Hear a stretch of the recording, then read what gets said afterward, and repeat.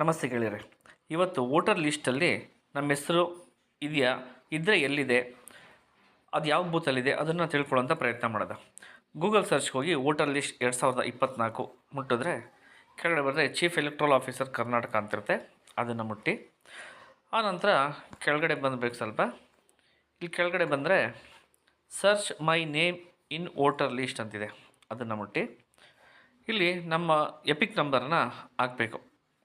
ಹಾಕಿ ಕೆಳಗಡೆ ಯಾವ ರಾಜ್ಯ ಅನ್ನೋದನ್ನು ಸೆಲೆಕ್ಟ್ ಮಾಡ್ಕೋಬೇಕು. ನಮ್ಮದು ಕರ್ನಾಟಕ. ಅದಾದ್ಮೇಲೆ ಇಲ್ಲಿ ಕ್ಯಾಪ್ಚಾ ಒಂದು ಹಾಕಬೇಕು. Captcha small letter big letter ನೋಡಿಕೊಂಡು ಹಾಕಬೇಕಾಗತ್ತೆ.